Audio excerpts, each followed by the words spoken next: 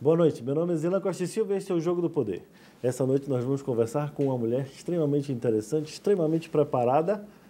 Ela é administradora de empresas com uma especialização em meio ambiente. Ela já trabalhou como consultora das Nações Unidas na África e está fazendo um trabalho muito interessante aqui na Bahia, participando de movimentos sociais, e é isso que nós vamos descobrir conversando com Camila Godinho. Camila, seja bem-vinda ao Jogo do Poder. Boa noite, muito obrigada pelo convite. Camila, me conte, você é uma pessoa especializada em meio ambiente, mas está fazendo agora parte de um movimento chamado Movimento Agora. O que é o Movimento Agora e qual é o objetivo dele?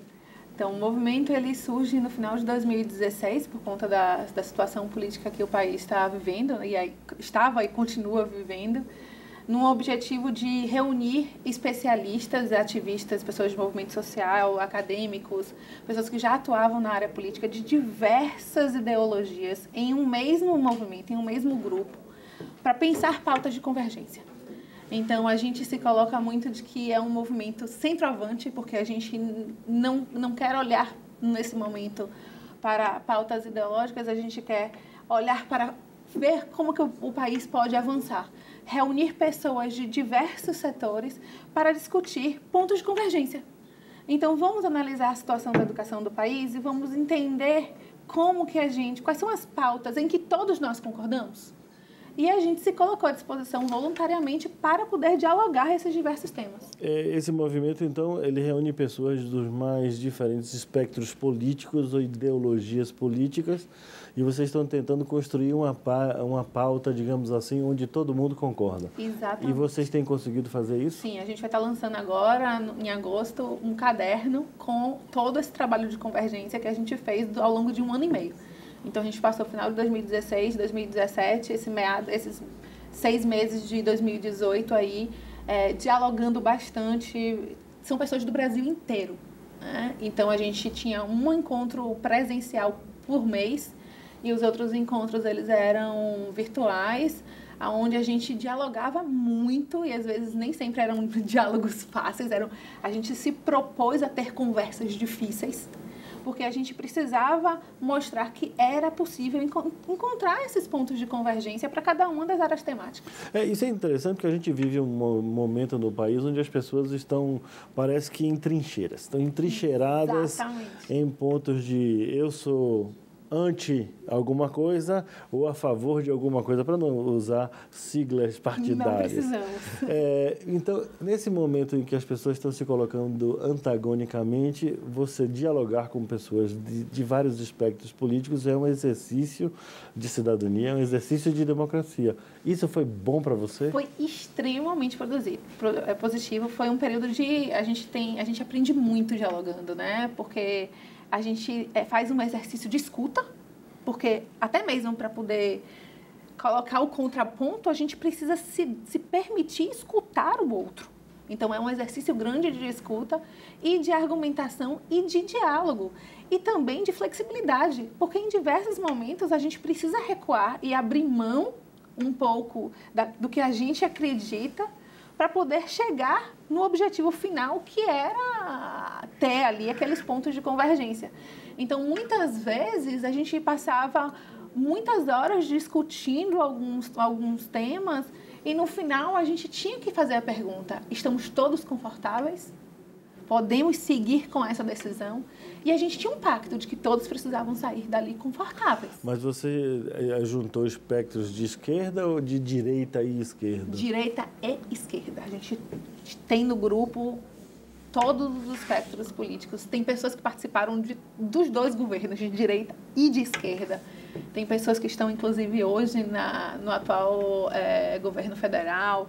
Então, tem pessoas de movimentos sociais, tem alguns que são acadêmicos, que vieram para trazer um outro olhar. Então, a gente tem pessoas de diversas áreas que estão ali se dispondo a dialogar. Isso é interessante porque isso, na realidade, é o exercício da própria política. Sim. É como você... eu sempre digo o que deveria ser, na verdade. Exatamente. Você tem hoje uma sociedade onde as pessoas estão dizendo: não, eu não gosto de política, a política é ruim, a política é feia. E aí acaba querendo movimentos mais duros, mais ditatoriais, né? E, na realidade, a solução está na política, e quanto mais política, mais solução a gente pode encontrar. Você parece que encontrou essa veia, não foi? Na verdade, assim, eu sempre tive uma crença de que todas as escolhas que a gente faz, elas têm um aspecto político. Então, a gente precisa, na hora que a gente... Só um parêntese, a gente acredita nisso. Esse programa é justamente para discutir opiniões políticas e discutir politicamente o que a gente quer na sociedade. Não importa em que lado da política você esteja. Exatamente, até mesmo porque os nossos atos cotidianos refletem essas escolhas e esses posicionamentos. Então, quando eu fiz parte de movimentos de juventude ambientalista, com alguns dos fundadores do Agora.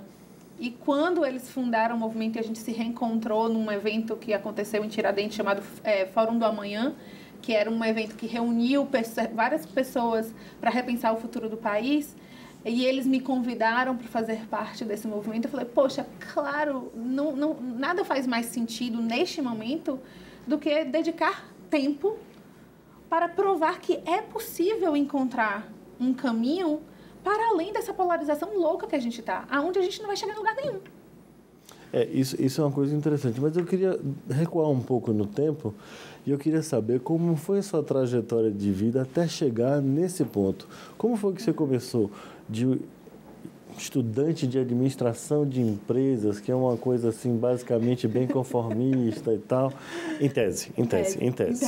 E aí você chega para ser consultora ambiental da Nações Unidas e chega nesse movimento. Me conte um pouco essa trajetória. Na verdade, eu sempre fui muito inquieta. Dá para perceber.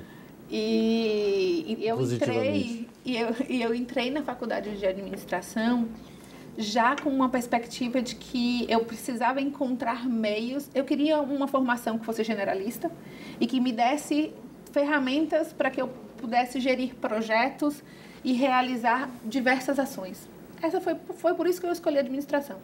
Não para abrir uma empresa, como normalmente é feita a escolha, ou para trabalhar em alguma grande organização.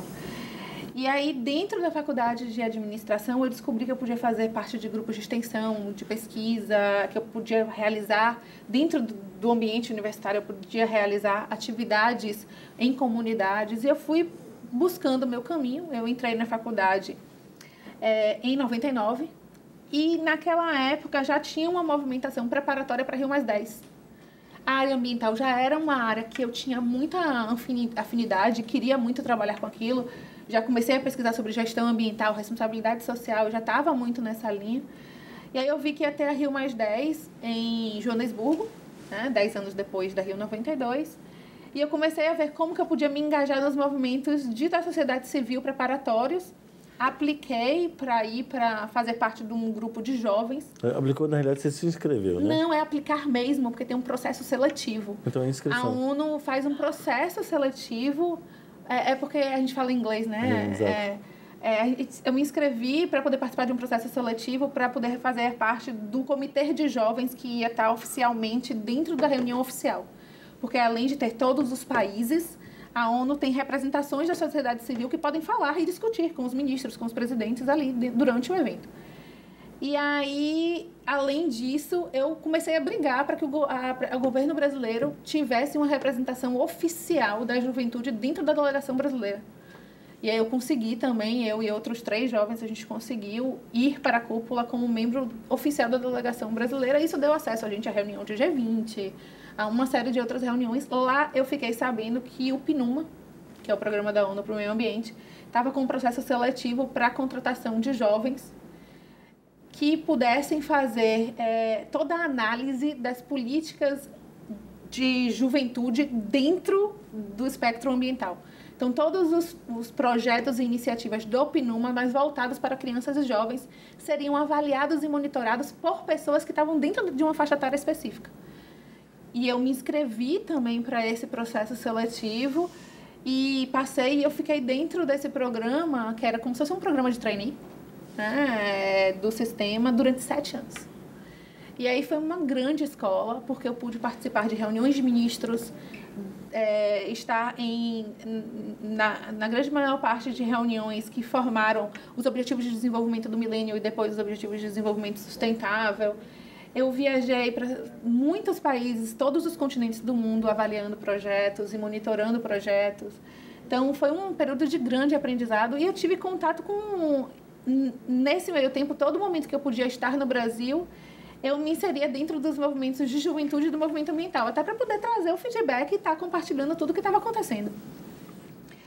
E a partir daí, aqui no Brasil, nesse período, foi um período de mobilização para a construção do Conselho Nacional de Juventude, da Secretaria Nacional de Juventude, participei ativamente disso, e também dos conselhos dos coletivos jovens de meio ambiente, que foi um projeto que era vinculado ao governo federal, ao Ministério do Meio Ambiente e ao Ministério da Educação.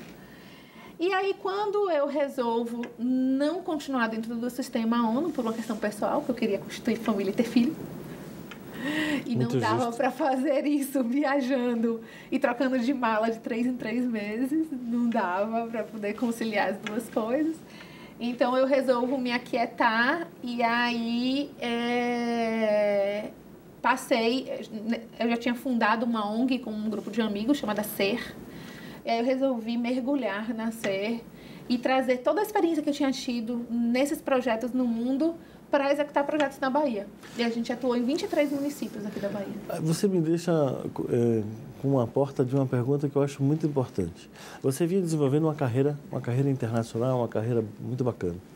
Mas aí você resolve que ter filho e família é uma coisa importante. Porque a pessoa é uma coisa importante na personalidade de qualquer pessoa. Isso é importante.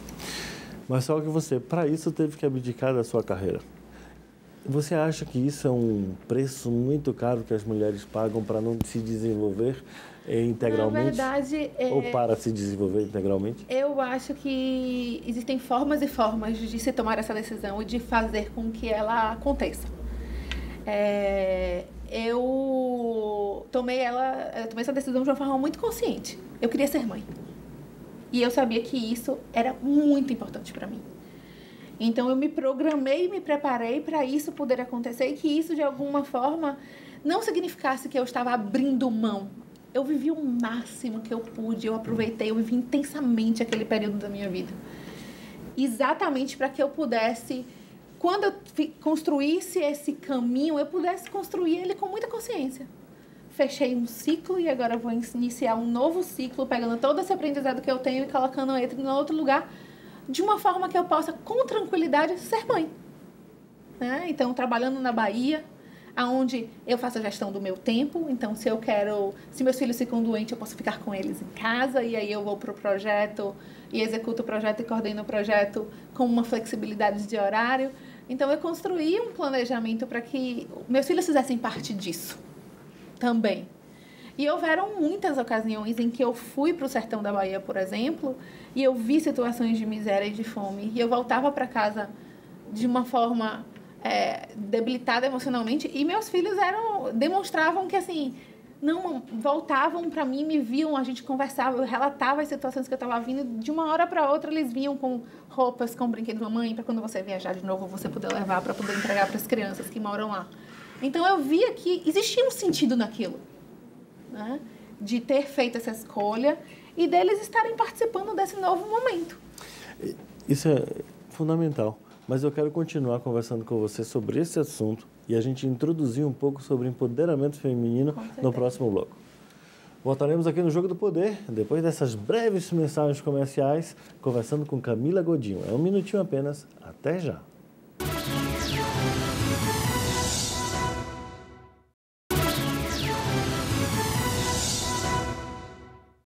Estamos de volta aqui no Jogo do Poder, conversando essa noite com Camila Godinho, uma conversa extremamente interessante, falando sobre o desenvolvimento da mulher. E vamos perguntar agora sobre empoderamento feminino. No bloco passado, a gente falou um pouco de sua trajetória de vida e das escolhas que você fez e da importância que foi para você desenvolver família. Mas nessa quadratura histórica, a gente fala muito de empoderamento feminino. E empoderamento feminino fala de poder. Sim. E você traz para mim uma coisa que é família, construção de filhos, uma coisa que é considerada tradicional. Como é que essas duas coisas se encaixam e se complementam? A gente vive numa sociedade que é extremamente machista. Isso é algo que é real, a gente não pode negar. E a gente está num processo ainda deixar de claro que eu não nego. Não. Embora muitos dos nossos telespectadores podem negar. Isso.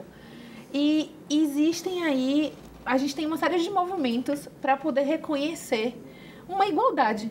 Porque, na verdade, o que a gente busca, o que as mulheres, os movimentos buscam, não é que a mulher seja superior ao homem, é que a gente encontre um nível de igualdade. Mas, para isso, a gente precisa criar uma cultura de mostrar para as mulheres que elas têm a capacidade de assumir esse papel de igualdade. Porque, culturalmente, existiu uma crença que foi colocada dentro de muitas mulheres de que elas não tinham a capacidade de atingir esse nível de igualdade. Então, é algo que a gente precisa muito trabalhar. Mas isso não é uma estratégia de dominação? Não, Era uma estratégia de dominação, com certeza. E que a gente, hoje em dia, precisa trabalhar para ressaltar essa capacidade da mulher e que a mulher pode e deve estar em todos os espaços. Nós estamos falando de capacidade intelectual, capacidade de trabalho. Existe alguém que tem efetivamente alguma dúvida que mulheres e homens têm capacidade intelectual de trabalho idênticas? Eu acho que existem muitas pessoas que têm essa dúvida. Exatamente por isso existem diferenças salariais, por exemplo, no pagamento de homens e mulheres que ocupam o mesmo cargo e que têm as mesmas características em termos de currículo, né? Que têm as mesmas formações e tudo mais. Então, sim, e isso é algo pelo qual a gente precisa lutar. Mas se a mulher ela não está empoderada, ela não tem uma segurança da sua capacidade, das suas habilidades, das suas competências, ela também não vai de encontro a essa informação, ela não vai de encontro a esse direito que ela tem, ela não briga para ter essa igualdade, né? E a gente precisa construir isso. Trabalhando no interior da Bahia, a situação ela é ainda mais complexa, porque as mulheres elas normalmente ficam em casa cuidando dos filhos e muitas vezes da lavoura, né? Quando elas são agricultores familiares e têm propriedades rurais, quem cuida da lavoura normalmente são as mulheres. Ou seja, ela faz todo o trabalho. E os homens, eles estão aí, eles assumem outros papéis, porque eles têm empregos com a prefeitura, ou se tem alguma empresa grande na região, eles assumem, mas toda a carga de trabalho da casa, dos filhos, da casa e da produção familiar fica a cargo da mulher. Elas são as chefes das cooperativas de agricultura familiar, por exemplo. Elas que assumem esse papel. E elas, muitas vezes, quando chegam em casa, elas se colocam num papel de ter que responder à superioridade de um marido. E a gente precisa fazer todo um trabalho de empoderá-las. Isso aí eu estou dando um exemplo. Né? Você está falando de um lado que é o empoderamento da mulher.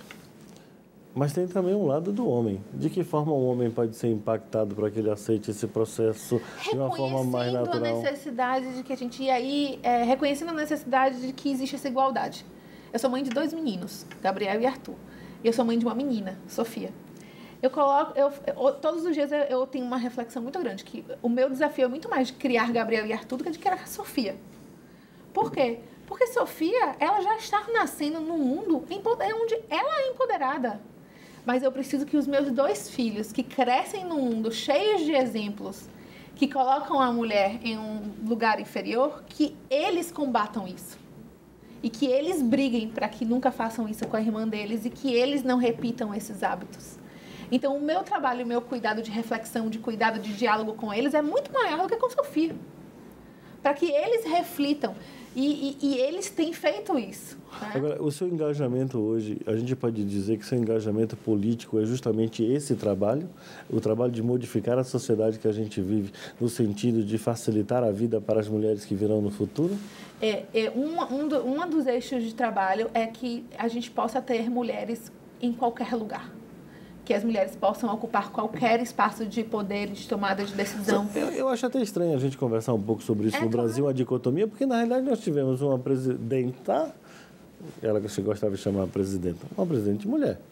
Nós temos, infelizmente, muito poucas mulheres na política, apenas 3. A gente só tem 3 deputadas federais na Bahia. A gente tem, em termos percentuais, se você somar a Câmara de Deputados e Senado, a gente tem 10% de representação, sendo que nós somos 52% da população. Se você pensa que Câmara de Deputados e Senado, ela está ali para representar a população, ela não representa. Porque quando você tem 52% de população de mulheres e 10% de representação nesses espaços, a gente não tem uma igualdade. Como que você vai ter Mas a legislação determina que seja igual.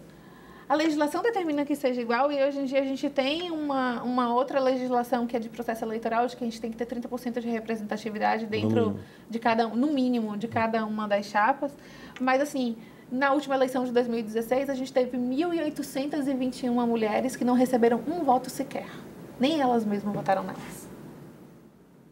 Ou seja, eram mulheres laranjas que foram colocadas nas chapas eleitorais simplesmente para cumprir o percentual estabelecido por lei. Então, a gente ainda tem um caminho muito longo a percorrer para conseguir alcançar essa igualdade. Né? Não vai ser... Mas 52% das mulheres, as mulheres podiam votar nas mulheres. E aí a gente tem um processo que é um processo educacional de sensibilização dessas mulheres. A gente teve uma pesquisa que foi divulgada na semana passada de que 58% das mulheres entre 35 e 45 anos declararam abertamente que não iam votar esse ano. Não vão votar? Que não iam votar. Por quê? Desilusão com a política? Porque elas estão desiludidas com a política. Ou seja, a solução para a política é ficar desiludida ou fazer mais política? Pois é. E aí, o que é que a gente precisa? Falar para essas...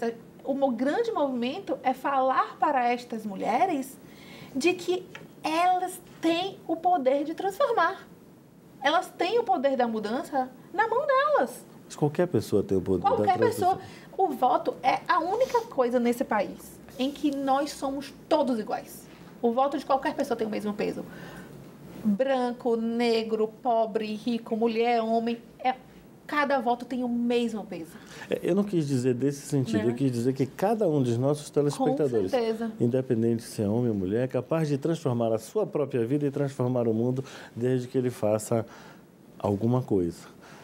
Um passo leva a outro passo, que leva a outro passo, e a gente não sabe onde essa caminhada vai dar, desde que se dê o primeiro passo. O primeiro passo é participando. A democracia não é feita por quem fica sentado em casa, é feita por quem vai na praça da cidade e participa. E a abstenção, eu voto branco e nulo, não pode ser símbolo de protesto. Como que você vai protestar se colocando... se negando a um direito que é seu para mudar a realidade de um país que também é seu? Como que você vai mudar a realidade da política do país falando, o meu protesto é não ir votar? Mas a questão da dissolução na política é porque são sempre os mesmos. E aí eu lhe pergunto, existem outros candidatos? Assim, hoje existem candidatos, a gente tem um momento no Brasil, aí, agora é um movimento de renovação política, nasce com esse objetivo, com o objetivo, claro, de trazer pauta de convergência, mas a gente hoje tem vários movimentos. E, pelo que visto, do mais amplo espectro. A mais amplo espectro. Então, a gente tem o Acredito, a gente tem o Nova Democracia, o Nós, enfim, existem diversos movimentos no Brasil inteiro e que estão lançando candidatos. Estão colocando esses candidatos, fizeram parceria com os partidos políticos, estão lançando candidatos. Alguns partidos também trazem os seus próprios candidatos que estão aí trazendo essa renovação, e não é renovação somente de nome, é uma renovação de prática. Camila, a gente vai continuar nosso bate-papo no próximo bloco, mas antes tem umas mensagens que eu gostaria de dizer para os nossos telespectadores agora. Culturalmente, essa semana vai ser muito interessante aqui em Salvador. O coletivo Lilith volta a apresentar o espetáculo Chica no Teatro Gamboa, nesta quinta-feira às 19 horas. A peça conta a história de Francisco Manicongo. É um negro africano escravizado, considerado a primeira travesti não índia do Brasil. A entrada, ela custa R$20 a inteira e R$10 a meia. Não perca essa peça. Já na sexta-feira, ainda no Teatro Gamboa, o público poderá assistir a outra companhia em solos. com tema sobre dramas femininos. O espetáculo Sou Beijo e é dirigido por Ed Veríssimo e Dona Coca. Por Luiz Buranga, as peças abordam mulheres fortes com um cotidiano difíceis e surpreendentes. O ingresso também custa R$20 a inteira e R$10 a meia. Também não perca. Agora, falando de música, nós temos a banda Mil Milhas, que subirá mais uma vez o palco no SESI, na varanda do SESI, lá no sábado, a partir das 22 horas. O repertório é composto de pérolas do pop, rock nacional e internacional. Para os adeptos da boa música e fãs do grupo, um excelente pedido, o ingresso custa R$30. Estão também abertas as inscrições gratuitas para a oficina de teatro da Beluna. Para jovens e adultos a partir de 14 anos, as aulas acontecerão nas manhãs de sábado durante os meses de agosto e novembro na sede da companhia, na Cidade Baixa. São apenas 20 vagas, as inscrições podem ser feitas no site beluna.com.br. Voltaremos logo mais no próximo bloco, conversando com Camila Godinho. Não perca essa entrevista, um minutinho apenas, daqui a pouquinho.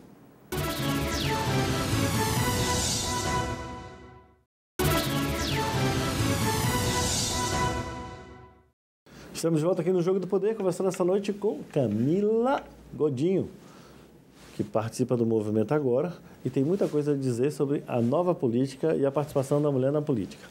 Nos blocos passados, Camila, a gente fez uma análise bem geral da situação da mulher, da situação da política, mas vamos falar um pouco de qual é a sua visão do que é preciso fazer nesse Brasil que a gente vive. O que a gente precisa fazer, na sua opinião, para a gente transformar essa sociedade, esse Brasil que a gente vive, na nação que a gente merece ser?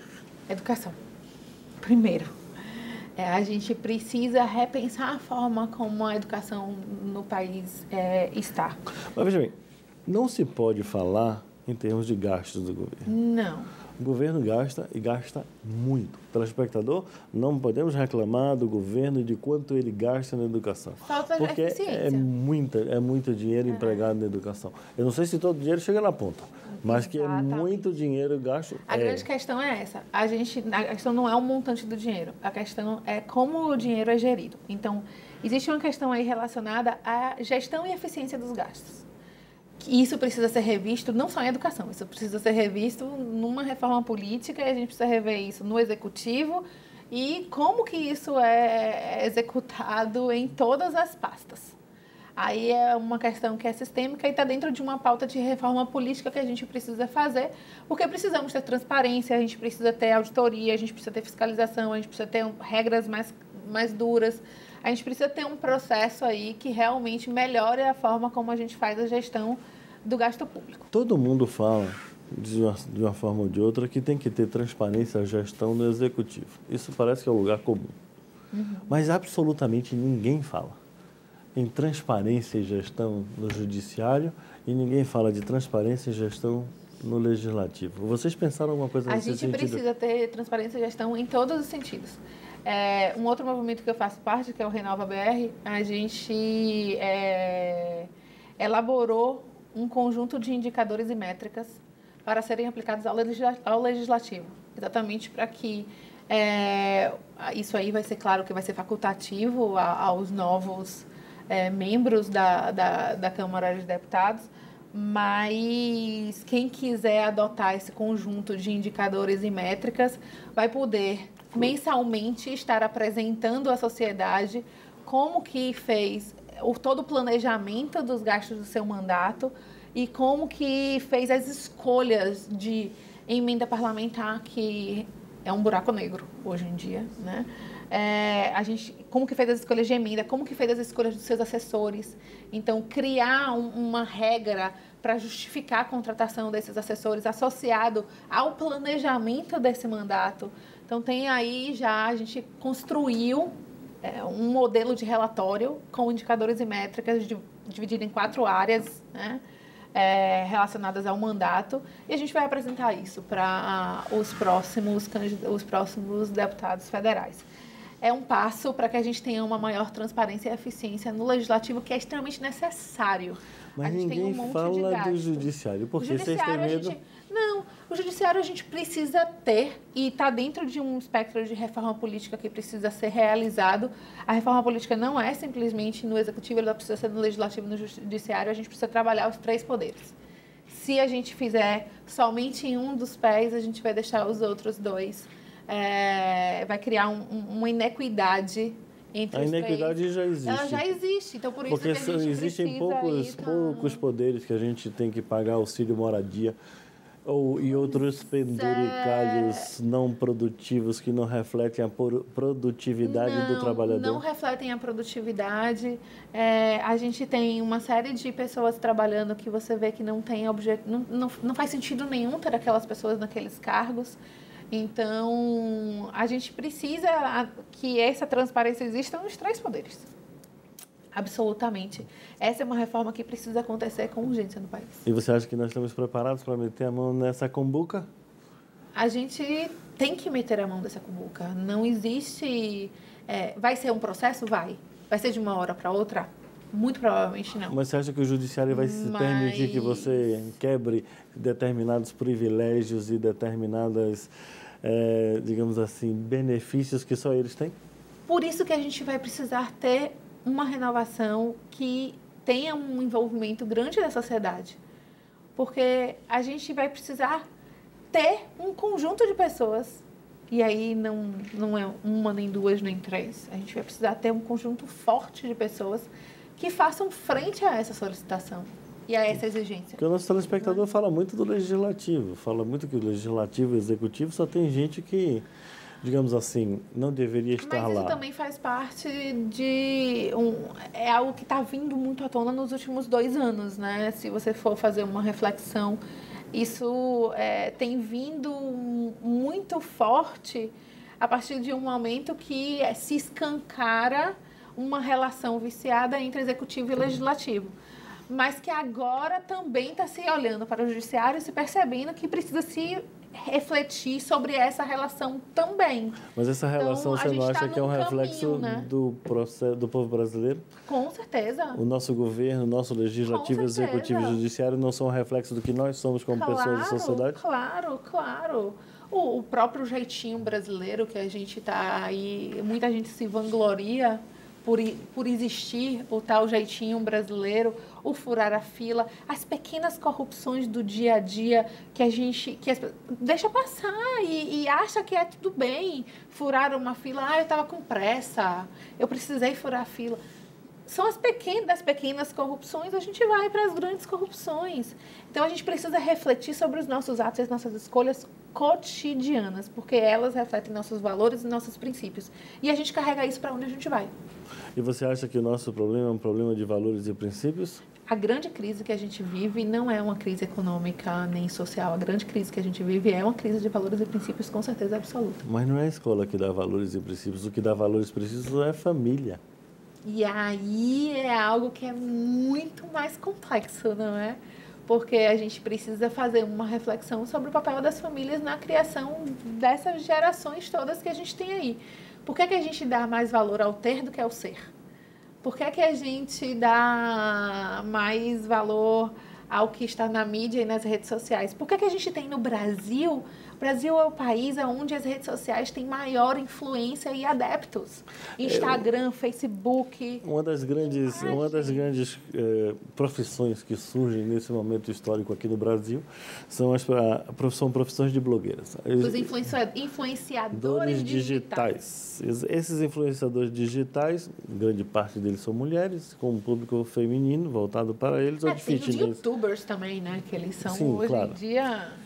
Mas o que você me diz em relação a essas profissões, empoderamento feminino e a posição dessas influenciadoras digitais e a questão de valores e princípios? Eu acho que a gente não pode generalizar, certo?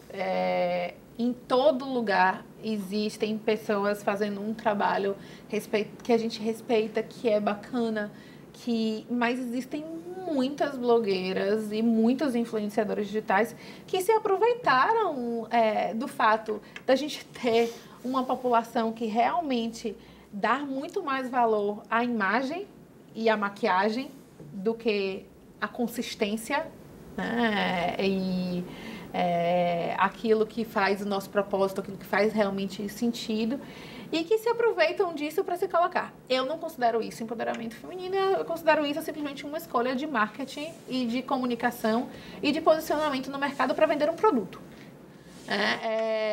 São pessoas que estão ali fazendo o seu trabalho, óbvio, que encontraram um caminho para fazer o seu trabalho, mas isso não é uma referência, pelo menos para mim, de empoderamento. Não é empoderamento feminino, mas é uma estratégia de sobrevivência bem lucrativa. É uma estratégia de sobrevivência bem lucrativa. É claro que a gente não pode generalizar. A gente tem uma série de influenciadoras digitais que estão na mídia não para vender produto, que estão na mídia para trazer consciência, para trazer informação, para trazer oportunidades, para mostrar caminhos, para compartilhar mensagens positivas e empoderadoras para essas mulheres. E essas pessoas, elas têm feito um papel extremamente importante nas redes sociais, porque elas atingem o que a gente tem visto hoje em dia com as meninas que têm cabelo black. É um movimento que saiu das redes sociais, de ser linda, de se achar linda, de assumir o black, de não alisar o cabelo. É uma ação de empoderamento associada aos influenciadores digitais. Existem alguns que vêm e querem vender o produto no caminho? Sim. Mas o empoderamento feminino que aconteceu por conta dessas influenciadoras digitais que foram para as redes falar: você é linda, assuma o seu cabelo. Olha como eu estou aqui. Você também pode fazer isso. Então, a gente não pode generalizar. A gente tem que olhar aí os diversos casos que a gente tem, porque existe muita gente boa também fazendo um trabalho excepcional e provocando várias mulheres aí para assumirem o seu poder. Camila, muito obrigado pela entrevista. Foi muito interessante o nosso bate-papo. Eu que agradeço. Eu espero que o nosso telespectador tenha gostado. Muito obrigada. Então, nesse novo formato do programa, é agora onde eu passo a dar minhas opiniões sobre o momento político que nós estamos vivendo. Essa semana teve aqui em Salvador o ministro Luiz Fux. Ele veio discutir um dos temas mais importantes hoje para todos os advogados eleitorais. Também é para o judiciário e para os membros do Ministério Público que participam do processo democrático das eleições. O tema é fake news. São aquelas informações que são circuladas na internet que não têm nenhuma relação com a verdade. É muito importante que você, telespectador, que todos nós, trabalhemos para impedir a proliferação de notícias falsas. É preciso que a gente faça pesquisa, para que a gente saiba aquilo que a gente está compartilhando na internet, para saber se aquilo é verdade ou não. Preste atenção naquelas informações que vocês estão encaminhando. Atente que se houver erros de português, normalmente a notícia é falsa. Se elas tiverem aqueles apelos emocionais do tipo compartilhe o máximo que puder, não deixe de abrir, a Globo ou outra rede não está mais evitando passar informação. Todas esses evocativos emocionais, eles querem dizer que essa informação não é, ou pelo menos tendem a dizer que essa informação não é verdadeira. Nós temos que ter cuidado, porque a nossa democracia é uma democracia ainda iniciante. Nós precisamos que ela seja cada vez mais nutrida e nós precisamos fortalecer nossa democracia. A nossa democracia é feita através da verdade, através do voto de todos nós. Não adianta que a gente se omita em relação a isso. Nós precisamos participar, porque é através da democracia, é através de mais democracia, é através de mais política que nós faremos um Brasil melhor. E é isso que nós vamos fazer juntos, vocês e nós aqui do Jogo do Poder. Contem com a gente. Até a próxima semana.